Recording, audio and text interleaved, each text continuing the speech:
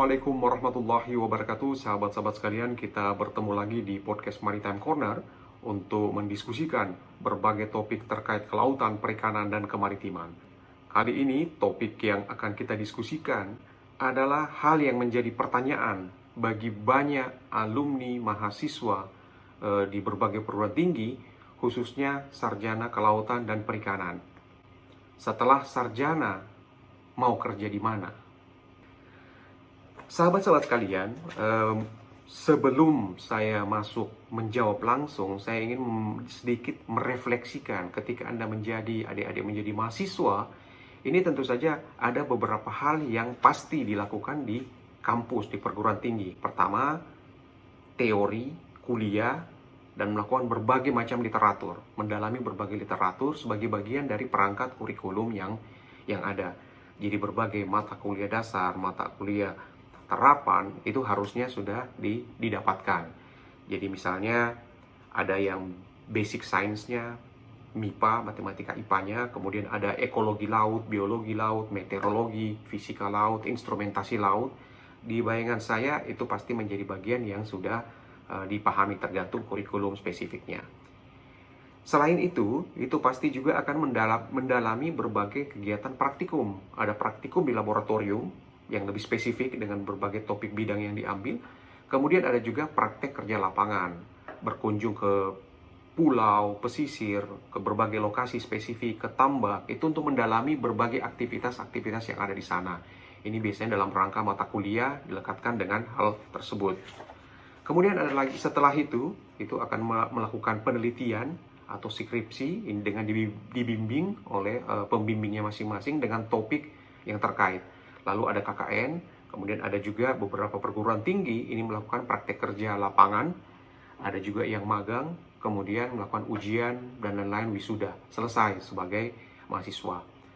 Harapan saya, bayangan saya, seluruh mahasiswa kelautan dan perikanan ini tidak lupa aktif berorganisasi, aktif membuka jaringan. Jangan sampai asik sendiri dan tidak melakukan berbagai inisiatif-inisiatif organisasi. Ini penting nantinya untuk mengasah skill manajerial atau misalnya berinteraksi sebagai tim, atau misalnya ketika masuk dalam dunia kerja, ini cukup penting nantinya. Nah, di samping perkuliahan, saya juga berharap bahwa adik-adik yang sementara baik alumni baru maupun yang mahasiswa sekarang itu tidak lupa mengembangkan skill atau keterampilan sebagai modal dalam bekerja nanti. Karena terus terang, kadang-kadang yang sangat diperlukan di lapangan itu adalah skill spesifik, manajerial, skill administrasi, skill berbagai macam. Nah, skill spesifik yang biasanya dibutuhkan itu adalah tentu saja komputer. Dan sekarang IT, medsos, segala macam itu sudah menjadi bagian yang sudah embedded dengan kebutuhan tersebut. Kemudian berbahasa Inggris atau berbahasa dengan baik, berkomunikasi dengan baik, ini biasanya sangat dibutuhkan. Kemudian juga khusus bagi kelautan dan perikanan, ini kadang-kadang mereka memiliki sertifikat menyelam atau scuba. Nah, ini refleksi sebagai mahasiswa yang harusnya di-grab sehingga modal untuk memasuki dunia kerja ini lebih strategis. Selanjutnya saya gambarkan bahwa pengangguran untuk yang pendidikannya sarjana S1 sampai S3 itu jumlahnya sekitar 5,6% dari total angkatan kerja, yaitu 13 juta. Ini kalau data 2019, atau sekitar 737.000 sarjana. Jadi meskipun sarjana tidak otomatis langsung bekerja, ini ada proses kompetisi, ada proses untuk pas masuk ke bidang-bidang terkait masing-masing. Selanjutnya yang perlu saya gambarkan di sini, pertanyaannya, ngapain kita kuliah kalau lapangan kerjanya tidak ada? Nah, penting bagi saya untuk mengingatkan adik-adik sekalian, alumni-alumni kelautan baru maupun yang sementara mahasiswa sekarang menuju ke sarjana kelautan dan perikanan atau kemaritiman lainnya, bahwa prospek kerja dalam bidang kelautan, perikanan, kemaritiman ini masih luar biasa besar dan luas. Jadi perlu saya gambarkan bahwa Indonesia adalah negara kepulauan yang terbesar di dunia. Kita terbesar di dunia dengan segenap potensi kekayaan yang luar biasa. Kita memiliki potensi perikanan. Kita produsen perikanan nomor 2 dunia. Indonesia juga itu menjadi lalu lintas kapal niaga tidak kurang dari 40% secara global. Jadi seluruh kapal-kapal yang jumlahnya ratusan ribu, 40%-nya itu melewati Indonesia. Transportasinya begitu aktif. Kita memiliki 17.000 lebih pulau, di mana pulau-pulau ini belum sepenuhnya ditangani. Masih banyak masalah yang dihadapi. Kita juga memiliki 18% terumbu karang dunia. Kita memiliki 22% mangrove dunia dengan biodiversity yang luar biasa tinggi. Kemudian kita ketahui dengan akibat pertumbuhan penduduk yang begitu pesat, daratan semakin padat, orang sekarang menuju ke laut. Jadi pembangunan ke arah laut ini akan semakin masif dalam berbagai bentuk. Kemudian kita juga berada di kawasan Ring of Fire. Indonesia kawasan Ring of Fire, sehingga tantangan terhadap ada misalnya bencana, tsunami, apa segala macam itu cukup intens di Indonesia. Ini tentu saja membutuhkan pemahaman yang cukup strategis dari alumni-alumni kelautan. Kemudian antisipasi perubahan iklim. Perubahan iklim ini yang paling signifikan nantinya ini adalah dampaknya di laut, pesisir, dan pulau-pulau kecil. Dampaknya luar biasa sehingga bidang yang akan dikembangkan ini sangat luar biasa, tergantung spesifikasi dan ketertarikan masing-masing. Jadi kalau ditanyakan apakah bidang kelautan, perikanan, dan kemaritiman masih prospektif untuk menjadi lapangan kerja, tentu saja sangat-sangat prospektif.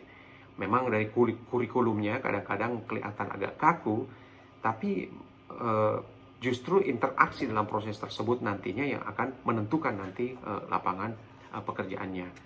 Saya ingin menggarisbawahi, kadang-kadang banyak yang bertanya, kok saya sudah lulus kampus kok tidak bisa langsung kerja? Memang kampus perguruan tinggi tidak otomatis menghasilkan orang yang langsung kerja. Anda tidak langsung siap pakai ketika lulus dari perguruan tinggi. Pola kerja atau pola aktivitas di kampus berbeda dengan di ketika berada di kantor atau misalnya ketika bekerja secara profesional. Sehingga jembatan transformasi atau transisi dari dunia kampus kemudian menjadi dunia kerja itu tentu saja butuh adaptasi. Kadang-kadang bentuknya pelatihan, kadang-kadang bentuknya magang, kadang-kadang bentuknya aktivitas lainnya, sehingga ini bisa match. Karena ketika Anda mahasiswa, Anda diberikan keleluasaan seefektif mungkin melakukan apa saja, keleluasaan yang sebesar-besarnya. Akan tetapi ketika masuk dunia kerja, itu sudah akan lebih spesifik. Anda sudah dituntut untuk menghasilkan produk-produk tertentu, hasil-hasil tertentu, output spesifik untuk menunjang upaya kantor atau bidang-bidang yang menjadi lapangan pekerjaan tersebut. Jadi tidak perlu khawatir kalau misalnya lulusan masih nganggur, ini adalah proses untuk masuk ke jembatan tersebut.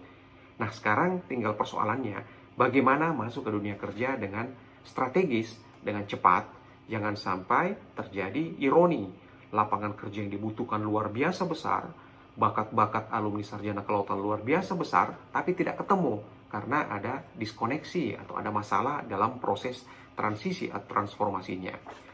Nah, sahabat-sahabat maritim sekalian, juga adik-adik yang sedang kuliah dan juga alumni kelautan, mungkin saya bisa menggambarkan secara garis besar. Ketika lulus sarjana, itu setidaknya ada 3 bagian utama yang sebenarnya menjadi pilihan. Pertama, menjadi PNS. Ini otomatis biasanya yang jadi dosen PNS, kemudian ada yang masuk mendaftar di berbagai kementerian, berkompetisi dengan puluhan ribu orang. Ini menjadi salah satu pilihan. Tapi pilihan ini dari waktu ke waktu jumlahnya semakin terbatas. Ada yang ke pusat, ada yang ke daerah, ada yang menjadi dosen. Berbagai macam opsi untuk menjadi PNS ini. Pilihan menjadi PNS biasanya adalah kestabilan.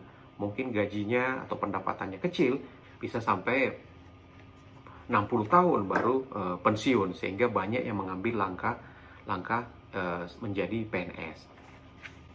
Yang kedua, yang opsinya ini menjadi karyawan swasta. Karyawan swasta itu artinya kita masuk ke kantor-kantor yang non pemerintah, bisa jadi dalam berbagai bentuk. Ini untuk masuk mendapatkan posisi bekerja di perusahaan tersebut sebagai karyawan. Jadi pilihan karyawan ini banyak sekali terbuka di berbagai bidang. Dan yang ketiga tentu saja adalah bekerja mandiri. Sebagian alumni atau sebagian orang, saya juga tahu alumni kelautan, itu ketika keluar justru ingin mandiri, mengembangkan bakat, usaha, kapasitas, kemampuan yang dimilikinya untuk berusaha sendiri. Jadi 3 garis besar ini yang menjadi perspektif di mana ketiga-tiganya punya tanggung jawab, tantangan tersendiri dan juga manfaat tersendiri. Nah, kalau kita masuk lebih jauh lagi, kita akan lebih bisa melihat bahwa seluas apa sih, bidang-bidang apa saja yang akan menjadi lapangan kerja kelautan, perikanan, dan kemaritiman. Ketika lulus itu mau kemana saja? Apa saja yang bisa menjadi lapangan pekerjaan di kelautan, perikanan, dan kemaritiman. Nah, saya ulas satu-satu, ini sebagai perspektif saja, sebagai refleksi, mengingat saya sudah memahami bahwa di bidang-bidang ini, itu sudah banyak alumni-alumni senior-senior yang bekerja di situ. Perlu saya sampaikan bahwa perguruan tinggi kelautan perikanan di Indonesia itu sudah lebih 200 kampus yang memilikinya dengan berbagai macam tipe kurikulum yang mirip, ada juga yang agak berbeda, penajamannya berbeda, tapi lebih 200 perguruan tinggi yang sudah memiliki kelautan dan perikanan, dan ini alumninya sejak tahun 1988 mulai masuk, sehingga tahun 90-an, awal 90 sudah mulai banyak mulai ada alumninya, dan ini sudah tersebar di berbagai wilayah di Indonesia. Dan sekarang tentu saja jumlahnya sudah lebih belasan ribu, 15.000 lebih ke atas sudah lebih alumninya. Nah, mereka ini sudah bekerja menduduki bidang-bidang posisi-posisi di berbagai tempat tersebut. Ada yang posisinya sudah di level atas, ada yang masih di bawah, junior, ada yang ini, ada yang ekstensif, dan macam-macam posisi yang sudah ada. Nah, secara singkat saya bisa gambarkan beberapa lapangan pekerjaan atau misalnya opsi-opsi pekerjaan yang tersedia. Ini tentu saja perlu disesuaikan dengan bakat karakteristik masing-masing. Jadi ketika adik-adik mahasiswa misalnya menjalani kuliah, ini sedapat mungkin sudah bisa mengenali diri. Bagaimana cocoknya atau saya ini realistisnya kerja di mana dengan melihat berbagai opsi-opsi yang ada. Karena tidak setiap orang memiliki bakat, kemampuan, dan ketertarikan yang sama. Ini berbeda antara satu orang dengan yang lainnya. Nah, yang pertama, sebagai peneliti. Jadi ada orang memang yang sangat tertarik dalam dunia kepenelitian, menjadi peneliti, meneliti sesuatu, berkunjung ke lokasi, baik sosial, ekonomi, kemasyarakatan, ada juga berbagai yang lebih sains, riset misalnya bawah air, ada juga yang kenelayanan, segala macam. Ini kadang-kadang menarik bagi beberapa orang, jadi banyak yang tertarik dalam bidang penelitian ini. Nah, alumni-alumni kelautan itu sudah banyak juga yang bekerja di berbagai bidang yang terkait, misalnya di BPPT, atau ini Badan Penerapan Teknologi, kemudian ada P2O LIPI, Pusat Oceanografi di LIPI, kemudian ada juga yang Badan Riset Sumber Daya Manusia di berbagai tempat, ada yang terkait dengan pemetaan misalnya, ada juga dan berbagai bidang lainnya. Jadi penelitian ini merupakan salah satu opsi yang akan ditekuni alumni-alumni kelautan yang tertarik. Terserah nanti di mana institusi atau kantor dia bekerja.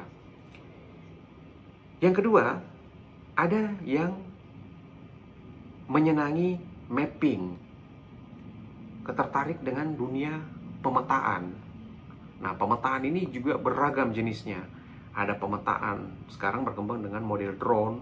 Dulu sudah mulai berkembang aktif juga terkait misalnya remote sensing, penginderaan jauh menggunakan satelit, atau misalnya citra satelit, atau misalnya foto udara. Kemudian ada sistem pemetaan Geographic Information System atau sistem informasi geografis. Kemudian ada juga yang di permukaan saja, ada yang ke dasar laut, ada yang macam-macam. Tapi pemetaan ini sangat-sangat dibutuhkan sekarang, bahkan untuk misalnya pemetaan lokasi, kesesuaian lahan, tambak, kemudian pesisir, perubahan garis pantai, segala macam. Ini adalah satu bidang yang sangat-sangat dibutuhkan, yang sangat membutuhkan alumni kelautan tentu saja. Dan sehingga saya melihat bahwa ini juga cukup banyak peminatnya di alumni-alumni kita. Banyak yang sudah bekerja di berbagai tempat karena minat ini. Ada yang di dunia swasta, ada juga yang di NGO, ada juga yang di sebagai PNS, di dosen maupun di sebagai di kantor-kantor kementerian atau lembaga ini dengan bakat atau bidang kesulian ini. Selanjutnya ada yang tertarik memang dalam dunia perikanan. Nah, perikanan ini ada 3 bagian besarnya. Ada perikanan tangkap. Perikanan tangkap itu kita berbicara tentang nelayan, perahu, kapal, pelabuhan, kemudian menangkap ikan, kemudian menjualnya. Nah, siklus ini yang menjadi bagian di mana kita bisa berinteraksi di situ. Ada juga yang lebih tertarik dengan perikanan budidaya. Jadi dia ada budidaya lepas pantai, ada budidaya di pesisir, ada budidaya di tambak atau di kolam-kolam yang dibuat sendiri, ada yang berbagai macam pengembangannya. Ini juga menjadi opsi yang sering dilakukan oleh banyak alumni kelautan dan perikanan. Dan yang ketiga adalah pengolahan. Jadi perikanan tangkap, perikanan budidaya, dan pengolahan ini areanya cukup luas, tergantung ketertarikan masing-masing. Jadi ada ratusan ribu tambak yang sekarang lagi mangkrak atau tidak dimanfaatkan oleh para pemilik-pemiliknya, barangkali karena SDM-nya terbatas, teknologinya tidak memadai, atau banyak persoalan-persoalan dihadapi, sehingga ini bisa menjadi lapangan pekerjaan. Demikian juga di perikanan tangkap, saat ini masih banyak area kebutuhan untuk mendalami bidang-bidang tersebut. Ada data, ada mekanisme, ada strategi, ada fishing gears, ada misalnya itu banyak sekali opsinya di sana. Demikian juga dunia pengolahan, apalagi dunia pengolahan dan industri pengolahan makanan seafood ini juga berkembang sangat dinamis. Sehingga bidang perikanan ini juga menjadi hal yang strategis, mengingat kebutuhan protein terus meningkat, kemudian jumlah penduduk dari waktu ke waktu meningkat, sehingga kebutuhan akan seafood ini juga berkembang begitu dinamis. Ada yang di bidang perikanan darat, ada dengan laut, ada macam-macam opsi, ini bisa menjadi alternatif. Selanjutnya yang juga menjadi ketertarikan atau menjadi minat dari banyak alumni, ini terkait jasa kelautan dan wisata. Jadi karena mereka memiliki kemampuan misalnya sering ke laut, bolak-balik, mereka juga memiliki kemampuan menyelam, punya lisensi diving, instruktur maupun sebagai berbagai jenjang. Ini akhirnya mereka memiliki dunia selam atau bawah laut atau resort wisata atau misalnya sebagai instruktur selam atau berbagai bidang yang terkait. Ini sebagai bagian dari fokus mata pencarian atau pekerjaannya. Jadi banyak resort, beberapa resort meskipun jumlahnya masih relatif terbatas, ini di mana alumni kelautan berkiprah di situ, menyiapkan paket-paket wisata atau menjadi bagian dari pelayaran, ekspedisi. Misalnya mereka membuat satu bisnis wisata, atau mereka menjadi instruktur, atau misalnya ini opsi-opsi yang dilakukan, dan ini cukup memberikan cukup prospektif ke depan. Jadi saya bisa gambarkan bahwa karena mayoritas turis yang datang ke Indonesia itu tertarik dengan dunia kebaharian, sehingga orang-orang yang main di laut atau berkiprah di laut ini selalu punya tempat, tentu saja asal masuk pas dengan jejaring yang ada. Yang kelima, banyak juga yang tertarik bekerja dalam dunia NGO, non-government organization. Di sini NGO bisa berbentuk NGO internasional, bisa misalnya LSM lokal atau bahasa LSM internasional, LSM lokal, atau misalnya membentuk komunitas sendiri. NGO internasional itu bergerak di bidang lingkungan, pendidikan, kesehatan. Nah, ini biasanya banyak juga yang di mana alumni berkiprah di situ. Saya tidak menyebut nama-nama organisasinya, tapi di situ banyak alumni-alumni yang berkiprah di situ. Kemudian ada juga yang aktif di LSM nasional. Mereka LSM nasional yang tidak terafiliasi langsung dengan internasional, ini menjadi bagian untuk banyak alumni-alumni kelautan berkiprah. Apalagi ada juga yang di tahap-tahap pertamanya, ini biasanya menyiapkan bidang itu untuk mengasah gagasan, pikiran, segala macam dalam proses tersebut. Ada kemerdekaan berpikir, ada kemerdekaan untuk berekspresi di situ, sehingga ini sering menjadi opsi. Kelompok donor atau misalnya berbagai donor organisasi saya masukkan juga dalam klasifikasi ini, di mana donor atau lembaga donor itu juga biasanya bekerja sama dengan berbagai pihak dan juga memiliki bidang-bidang yang kadang-kadang programnya terkait bidang kelautan, perikanan, di mana saya juga sempat menjadi bagian dalam proses-proses seperti ini, punya cukup pengalaman yang cukup panjang dalam bidang ini. Nomor 6 atau selanjutnya yang saya gambarkan tadi PNS, pilihan untuk menjadi PNS tersebut. Jadi ada yang di pusat, ada yang di daerah, kemudian ada juga yang menjadi dosen atau bidang-bidang lainnya. Ini jumlahnya biasanya terbatas. Selanjutnya bidang-bidang atau aktivitas yang sering dilakukan itu adalah menjadi pendamping masyarakat. Jadi cukup banyak alumni-alumni yang memilih menjadi pendamping masyarakat atau fasilitator lapangan. Mungkin karena selama berkuliah dia aktif berinteraksi dengan masyarakat, aktif berkumpul di lokasi-lokasi, senang melakukan pertemuan-pertemuan lapangan, melihat banyak persoalan di lapangan, sehingga muncul ketertarikan untuk berinteraksi dan jalan-jalan sekaligus berkunjung ke berbagai lokasi. Sehingga pilihan menjadi penyuluh lapangan atau fasilitator berbagai misi, kemudian menjadi baik di lembaga pemerintah maupun non-pemerintah, itu banyak dilakukan juga. Jumlahnya cukup banyak dan tersebar di berbagai wilayah Indonesia. Apalagi berbagai kementerian atau misalnya berbagai lembaga biasanya sangat membutuhkan peran-peran dari fasilitator atau pendamping lapangan dalam memuluskan berbagai misi-misi pembangunan. Karena kadang-kadang ada gap antara rencana program dan pemahaman masyarakat atau perspektif masyarakat. Inilah dijembatani biasanya oleh para penyuluh. Ada yang berfokus ke data, ada yang berfokus ke kebijakan, ada yang berfokus ke pembangunan fasilitas dan segala macam. Tapi di sini peran penyuluh ini cukup penting. Jumlah yang diserap juga biasanya cukup banyak sehingga menjadi kompetisi khusus bagi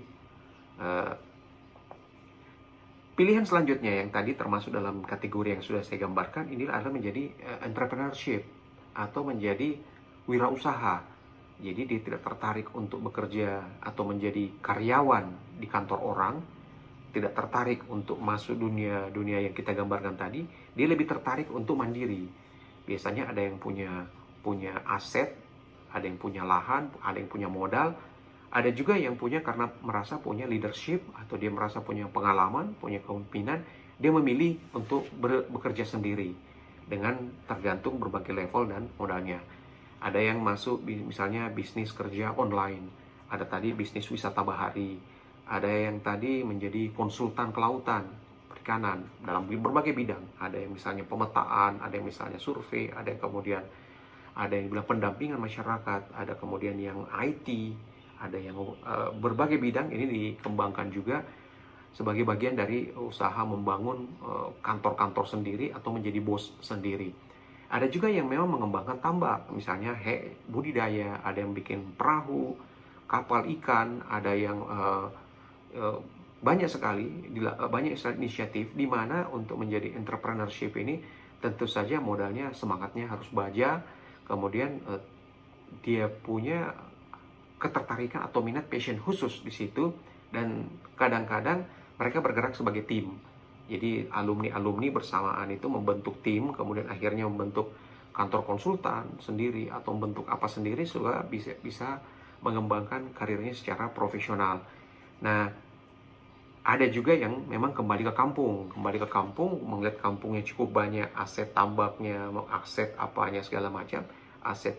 Akhirnya dia kembali mengembangkan itu di kampung. Ada yang menjadi kontraktor pula. Jadi pilihan entrepreneurship ini atau menjadi wirausaha mandiri ini tentu saja sangat bagus juga. Kelautan sangat membutuhkan banyak entrepreneurship karena terus terang di dunia kelautan ini masih sangat terbuka luang untuk ke sana, sehingga sangat kita butuhkan area seperti ini. Kemudian ada lagi yang memang tadi seperti saya gambarkan, menjadi karyawan swasta di perusahaan kelautan, perikanan, dan kemaritiman. Jadi tadi kelautan, perikanan, kemaritiman, ini banyak sekali kantor-kantor yang bekerja membutuhkan tenaga-tenaga di bidang kelautan dan perikanan, sehingga ini perlu aktif rajin-rajin mengakses dan mengasah diri untuk ke sana.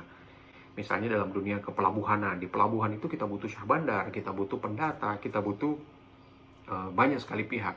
Ada lagi dalam bidang nautika, ada mekanika, kemudian ada juga panjang, cukup banyak area-area yang dibutuhkan.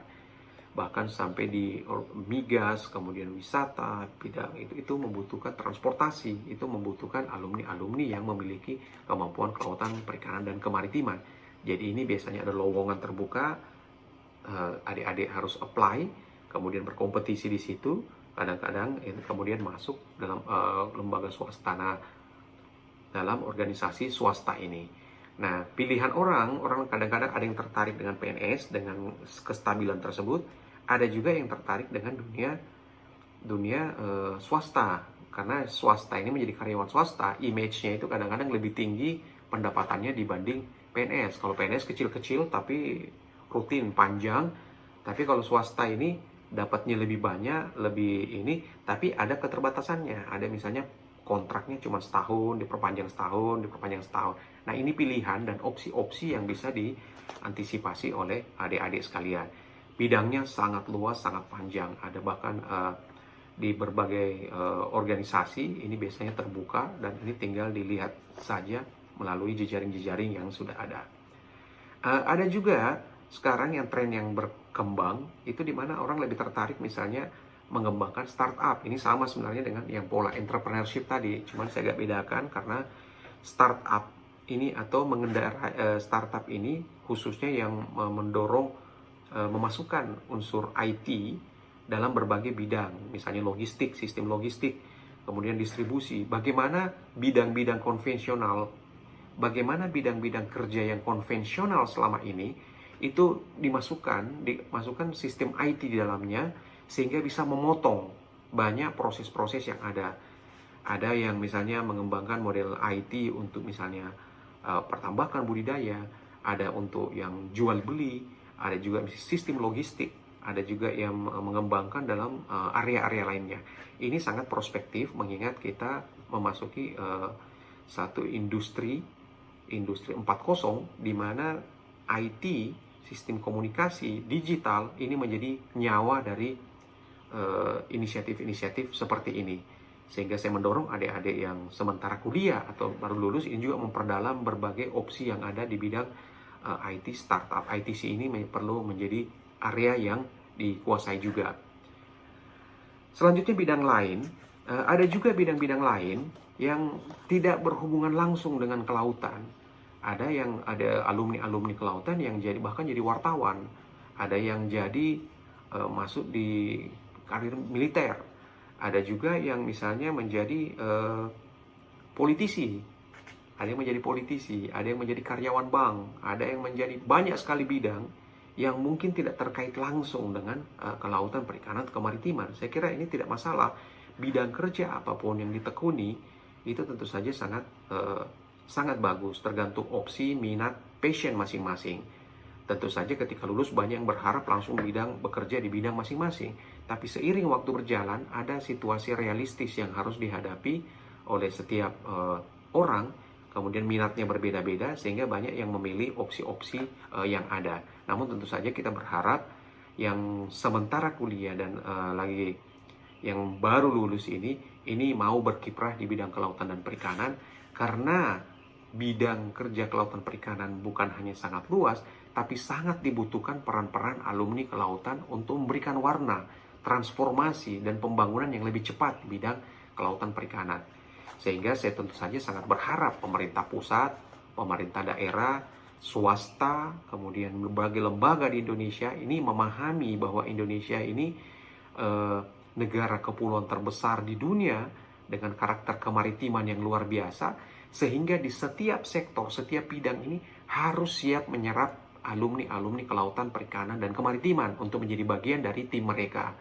Jangan sampai alumni-alumni kelautan, perikanan, dan kemaritiman ini yang memiliki skill, kemampuan, kapasitas yang luar biasa untuk membantu di daerah pusat di berbagai lembaga, akan tetapi karena tidak bersambung, tidak terhubung, tidak terkoneksi dengan dunia kerja tersebut, sehingga mereka tidak diserap. Akibatnya pembangunan daerah itu bisa lebih lambat dari seharusnya karena belum mempekerjakan pihak-pihak dan skill yang tepat. Jadi diskoneksi ini perlu dijembatani, dan ini inisiatif ini tentu saja dari dua pihak. Pertama dari pihak pemerintah swasta yang pemberi kerja atau ini harus lebih aktif melihat mempekerjakan alumni kelautan, perikanan, dan kemaritiman di bidang-bidang yang relevan, baik wisata, pelabuhan, transportasi, jasa, segala macam. Ini sangat luas dan sangat potensial. Di sisi yang lain, alumni-alumni juga atau adik-adik yang sementara mahasiswa ini mendorong supaya terjadinya pertemuan tersebut supaya lebih efektif. Karena saya lihat cukup banyak sekarang ini bidang-bidang yang terkait kelautan dan perikanan ternyata mempekerjakan orang-orang yang sama sekali tidak punya background ke sana.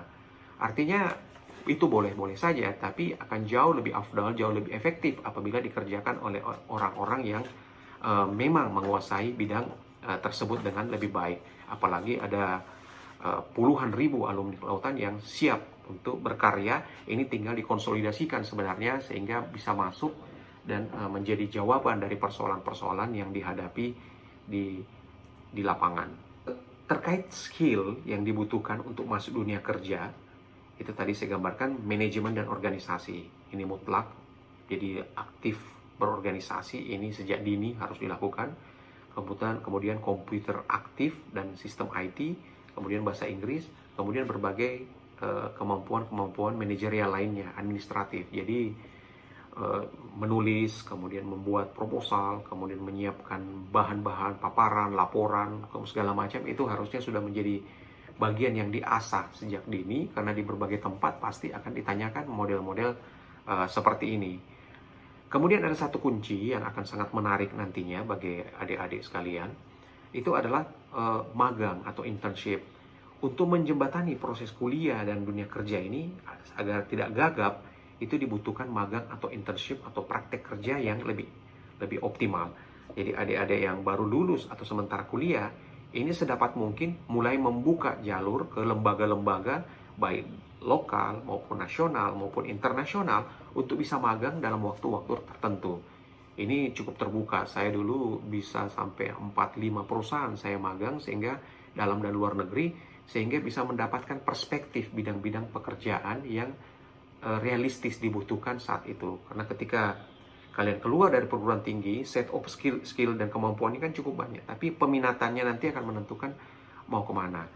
Kampus tidak mencetak orang menjadi siap kerja, tidak langsung seperti itu, tapi siap latih, siap adaptasi untuk langsung ke dunia kerja, karena knowledge-nya ada, tinggal diasah dengan transformasi untuk masuk dunia kerja tersebut. Biasanya 2 tahun pengalaman sebagai junior sebagai itu akan lebih mudah nantinya untuk lebih berinteraksi. Nah, syaratnya apa?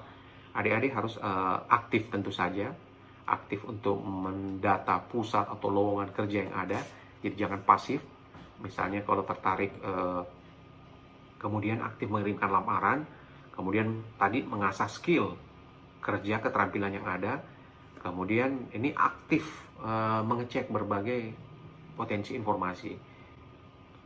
Kemudian ada juga opsi yang kuliah lagi. Nah, terkait salary atau gaji itu saya kira bervariasi tergantung masuknya di mana. Kalau masuk di dunia PNS saya kira sudah jelas, sudah ada aturannya. Di swasta juga sudah ada ranking-rankingnya, sudah ada rank atau grade-grade-nya. Kemudian tergantung pengalaman, tergantung bidangnya segala macam. Nah, kalau memang mau kaya raya, yaitu jangan masuk di dunia di PNS, karena ujung-ujungnya nanti bisa korupsi, atau masuk sebagai karyawan, karena karyawan sudah terukur di situ.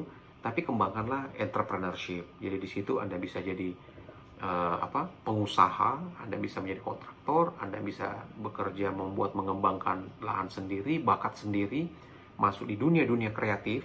Dunia kreatif ini, bidang kelautan ini juga cukup luas sebenarnya, karena banyak persoalan-persoalan di kelautan, perikanan, dan kemaritiman ini belum tersentuh dalam dunia kreatif, sehingga ini juga perlu dieksplorasi lebih lanjut. Nah, kemudian terkait bagaimana kondisi kantor, dimanapun Anda bekerja, mulai LSM lokal, nasional, internasional, donor, maupun masuk di lembaga swasta, lembaga multinasional, atau dimanapun Anda bekerja, selalu ada dinamika. Dinamika ini merupakan hal yang wajar karena Anda bekerja tim, Anda bekerja dalam satu sistem, di mana tidak ada sistem yang sempurna di dunia ini yang bisa cocok dengan keinginan masing-masing individu. Sehingga dimanapun bekerja pasti akan melahirkan banyak pembelajaran dan juga ada dinamika di situ. Jadi tidak pernah ada kantor yang sempurna. Jadi dimanapun kantor, seriusi di situ untuk berkarir, untuk mengembangkan diri. Nah, makanya saya kira yang bisa saya sarankan ketika kuliah, grab minat sejak kuliah, latih minatnya. Ini minatnya apa? Passionnya di mana? Jangan sampai ketika lulus ini belum tahu passion atau orientasinya kemana. Ini biasanya yang menjadi tantangan untuk akhirnya menjadi bekerja di mana saja begitu. Padahal sebenarnya ada bidang-bidang yang paling pas.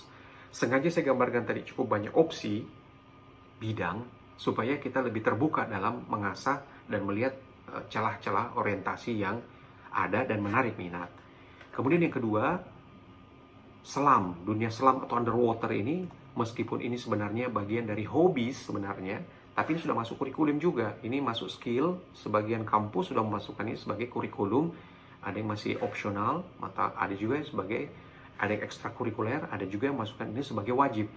Pengembangan bidang selam ini cukup banyak sebenarnya, bukan hanya sebagai hobi, untuk bidang wisata, instruktur, bahkan pekerjaan-pekerjaan pengelasan bawah laut, kapal, segala macam, itu cukup banyak membutuhkan pekerja-pekerja bawah air juga. Kemudian mapping atau pemetaan survei, ini juga harus diasah sejak dini dengan menggunakan berbagai instrumen, tools-tools yang relevan, supaya adik-adik bisa mumpuni ketika masuk dalam dunia tersebut. Karena hampir semua bidang kerja juga ini membutuhkan pemetaan yang baik sebagai titik awalnya. Perencanaan, sonasi, atau segala macam membutuhkan kemampuan pemetaan survei sebagai intro untuk mengenali karakteristik wilayah. Ada survei oceanografi, ada survei macam-macam kembang. Kemudian ini aktif dalam berbagai model-model bisnis inkubasi. Karena banyak model-model bisnis sekarang yang sementara berkembang, dan ini cukup bidang kelautan perikanan juga ini ada berkembang di mana-mana, sehingga ini perlu aktif melihat ini. Saya kira setelah lulus, saatnya berkarya pada negara. Kemudian saya juga sampaikan bahwa kecuali bagi PNS itu memang sudah berjenjang, atau juga di kantor-kantor yang memang long term atau fixed term proses biasanya sudah matang. Tapi jenis pekerjaan bagi selain PNS itu biasanya masih bisa berubah-ubah itu. Jadi ada yang berubah beberapa kali untuk mencapai titik atau passion yang pas. Jadi be flexible saja, jangan terlalu memaksakan diri untuk di satu bidang saja. Kadang-kadang kita memang akan harus melihat dunia-dunia yang lain. Saya kira demikian sahabat-sahabat sekalian, adik-adik sekalian. Saya harap ini memberikan pencerahan atau menjadi bahan referensi bagi kita semua. Mungkin tidak perfect, tapi setidaknya apa yang saya gambarkan ini sudah di mana-mana alumni-alumni kelautan sudah bertebaran dengan apa-apa topik-topik yang saya gambarkan tadi, sehingga harusnya bisa menjadi jembatan untuk proses-proses berikutnya. Tidak ada kata lain kecuali harus mempersiapkan diri lebih baik. Assalamualaikum warahmatullahi wabarakatuh.